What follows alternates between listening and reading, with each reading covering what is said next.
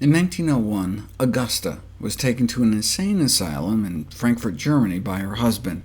She was described as a delusional, forgetful, disoriented woman who could no longer carry out her homemaking duties. She was seen by a Dr. Alzheimer, and was to become the case that made his a household name. On autopsy, he described the plaques and tangles in her brain that would go on to characterize the disease, but lost in the excitement of discovering a new entity, a clue may have been overlooked. He described arteriosclerotic changes, hardening of the arteries, within her brain.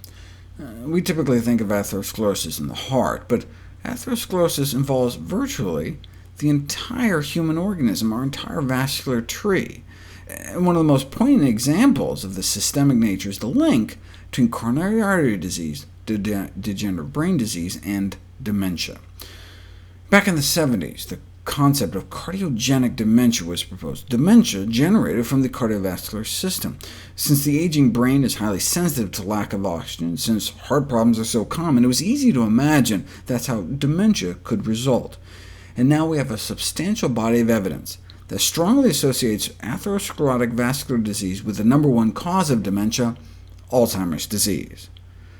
Autopsy studies, for example, have shown that individuals with Alzheimer's disease have significantly more atherosclerotic narrowing of the arteries within their brain. This is what our cerebral arteries should look like: open, clean, allowing blood to flow. This is what atherosclerosis in our brain arteries looks like: clogged with fat and cholesterol, closing off the arteries, restricting blood flow to our brain.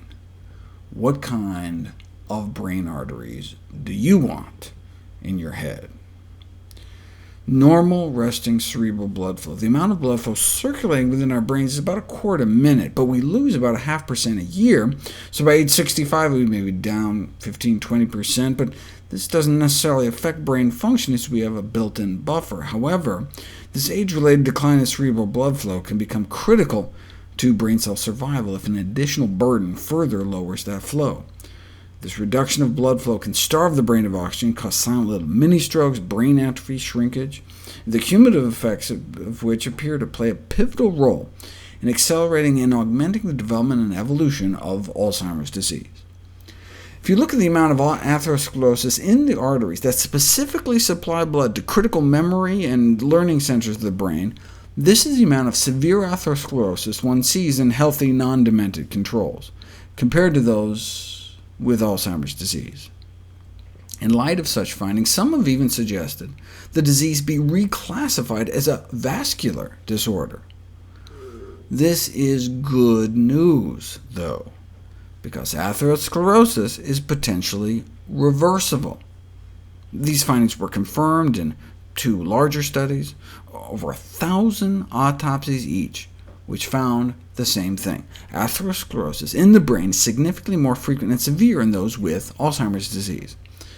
This suggests that strategies proven to delay the progression of artery disease, like plant-based diets, may be useful in preventing or treating Alzheimer's disease. Of course, autopsy studies are a little late for that, so to assess the impact of intracranial arterial narrowing on the progression from mild cognitive impairment to Alzheimer's disease, researchers followed 400 folks with cognitive impairment for 4 years, using CT angiography, special CAT scans, to evaluate the amount of brain artery blockage. The cognition of those with the least atherosclerosis in their heads remained pretty stable over the years, but those with more cholesterol buildup got worse, and those with the most blockage rapidly declined.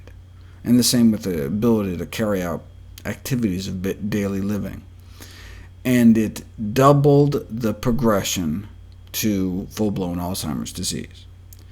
An inefficient blood supply to the brain has very grave consequences on brain function. But does treatment of vascular risk factors like high blood pressure and high cholesterol actually make a difference? We didn't know until now. 300 patients with Alzheimer's, and those with all their vascular risk factors treated showed significantly less decline, less kind of slowed progression of their disease than those who went untreated.